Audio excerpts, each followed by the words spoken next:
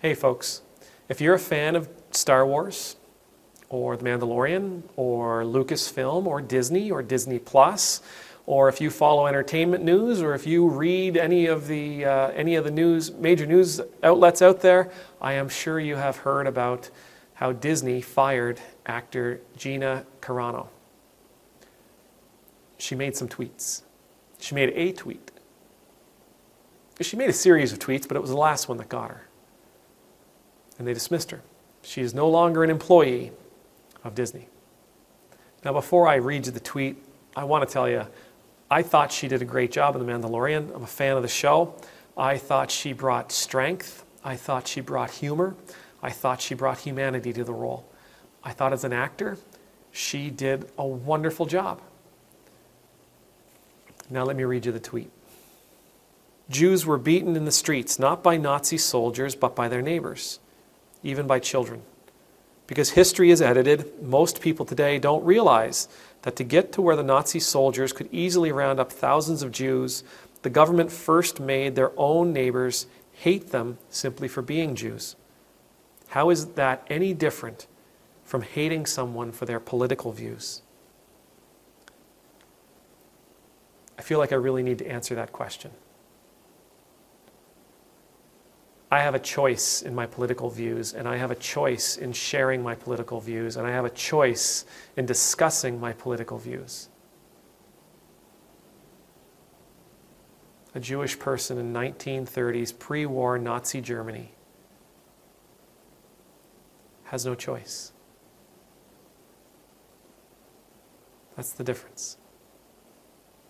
A Jewish person has no choice but to be Jewish. That's the difference. Now, I've done a lot of reading on this over the last couple of days because everybody has an opinion on it. And it's really been bothering me.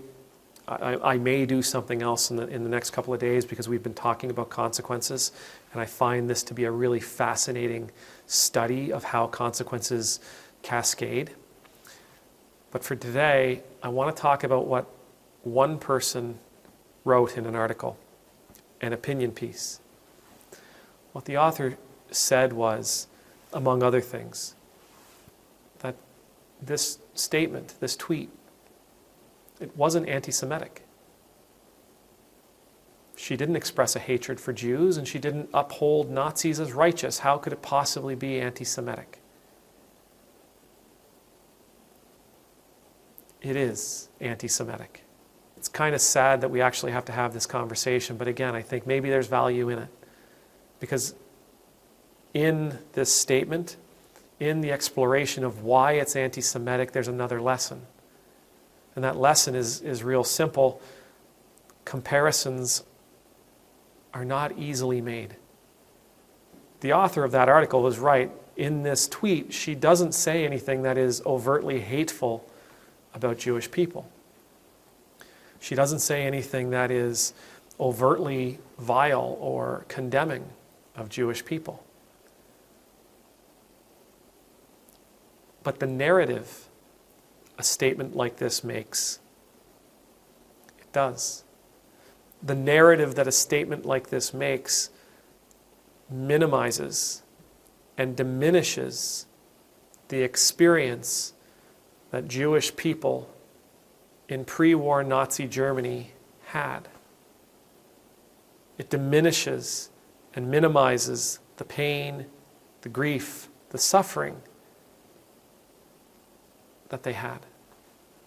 You see, she's saying that what we're going through in today's world with our political discourse, how we seem to be at each other's throats, how we hate our neighbor for their political views, is the same as what the Jewish people experienced from their German neighbors. But by saying that, she also creates a false equivalency. Number one, let me come back to that. She's wrong in that.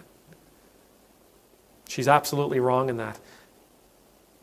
I, because of my political views, have never been treated the way a Jewish person was treated in Nazi Germany. She's wrong about that. But in saying so, she also creates a false equivalency.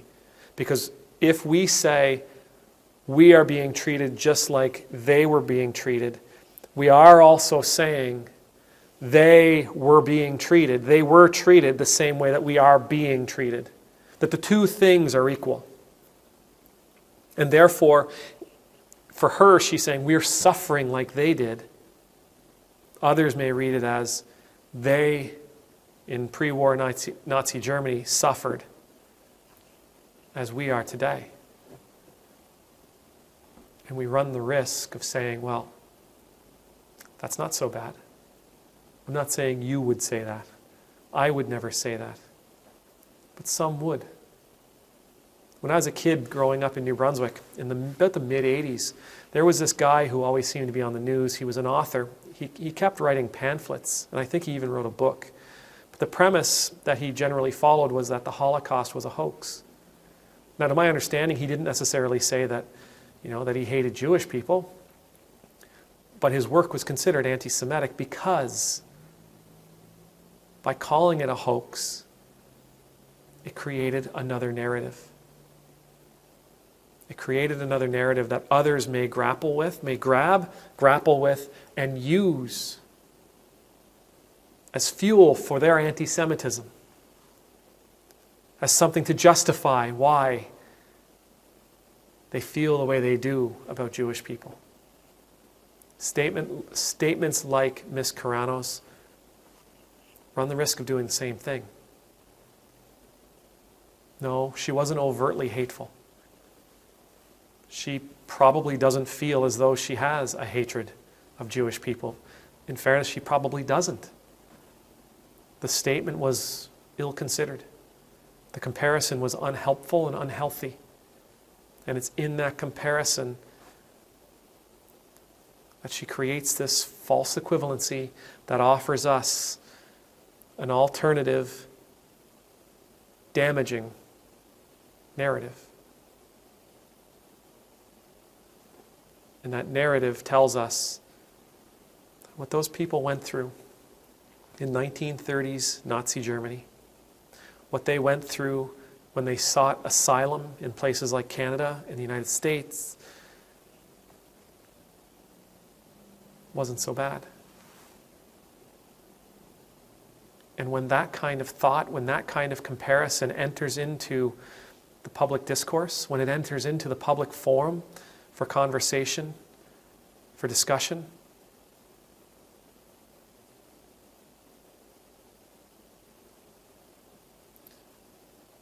we begin to take the chance that we'll forget. We'll forget what those folks went through. And when we forget what those folks went through, we open the door up that we may go through it again.